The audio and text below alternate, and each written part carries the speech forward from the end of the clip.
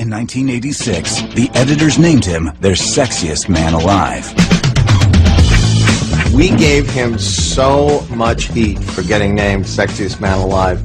And he, of course, was embarrassed by it. I don't think he was thrilled by it. He was like kind of a little bit, he seemed a little uncomfortable with the attention. Grace, our producer, is so in love with Mark Harmon, she cannot stand it. The made-up intro I was going to give is a group of mosquitoes swarm towards Mark Harmon, but they just look.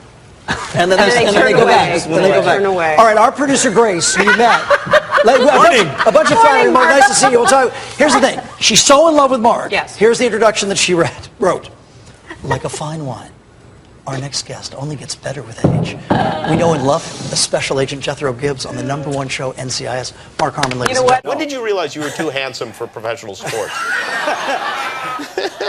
My Did you wake up in the middle of the night one night? No, I mean, were you in front of the mirror and you said, "Whoa,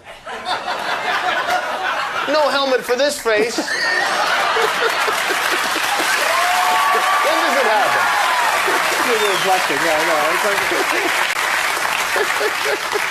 You might be the only person ever to be named favorite TV star and sexiest man alive.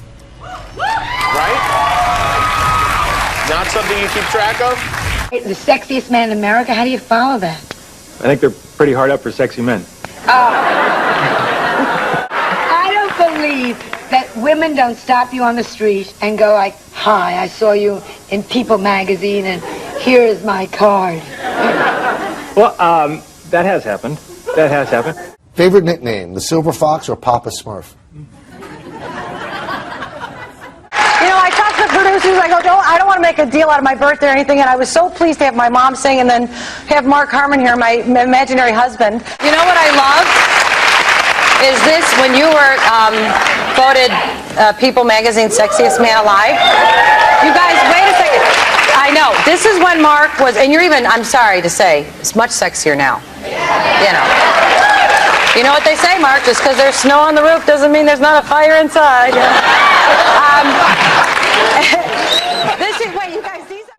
He was charming right from the start. Just doing some ET promos together had me at a loss. you're blushing. Look at you. He's so cute. I can't help it. He was looking at me as I started, and I remember I could feel him like looking at me over here, and I started laughing. Yours too. They just get very red. Stop! I can feel you looking over here. That's what it is. Look this way. No. The sexiest man alive 10 years ago. People magazine. What was that like? Did you vote on that? Who is that baby? Did you know then that you would blossom into this hunk, as we like to call you? Boy, you're gonna hit this hunk thing over the head, aren't you, Lara? You know, the men of NCIS are the hunkiest on prime time. To become the sexiest man alive. This is great. This is great. Sexiest man alive. That must have a lot of pressure. Oh, man.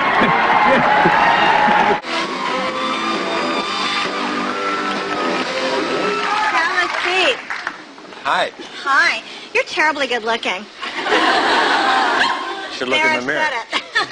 Thank you. First guest tonight is a talented quarterback and actor whose new film is called Stealing Home. Folks, please say hello to TV super hunk. No, it's not really them. Mark Harmon. Mark, are you back there? It wasn't Mark's devotion to his craft that made audiences take notice.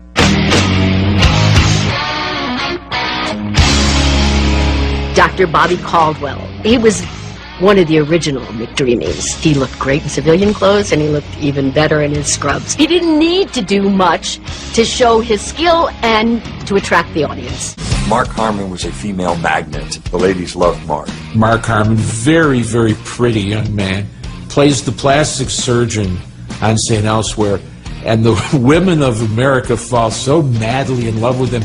Women were camping out outside his house. He gets a big kick out of telling the story that women would come up and say, "How do I look?" and show their breasts. When St. Elsewhere was on, Mark Harmon was the hottest thing ever. Thanks to Mark's college days as a football star, this guy had a chiseled body to go with that dreamy face. Mark Harmon is clearly a man who knows how to sport the uniform.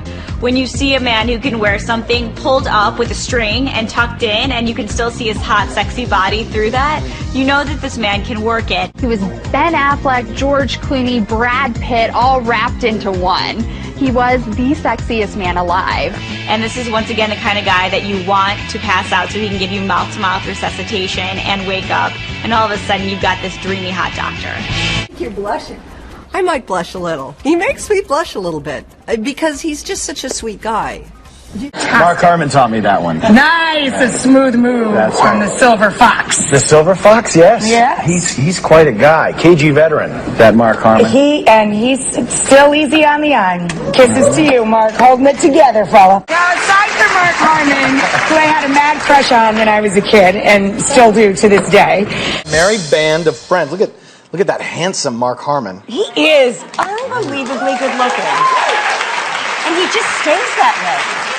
But really, when it all comes together at the zenith, the apex, the acme of Mount Sexy, there's Mark Harmon sitting there on top. And he's got those piercing blue eyes and that chiseled, grizzled, manly look. It's a very hunky Mark Harmon. What's his best quality? Oh, it's the hair. What year was it? It was 1986. The People magazine. This is kind of this is your life right now. The sexiest man alive. Things like that. Do you laugh it off? Is it one of the? I mean, what do you do? I mean, how do you takes respond? that seriously? Well, that's what I want to know. Having knowing I'll never be one of those. Chris, people, if you were on the cover, would you take it seriously? I'm asking. Come on, I'm asking you. My parents would. Your parents would, and some do. Which is great, you know. But for me, you got to laugh at that. I think. Yeah.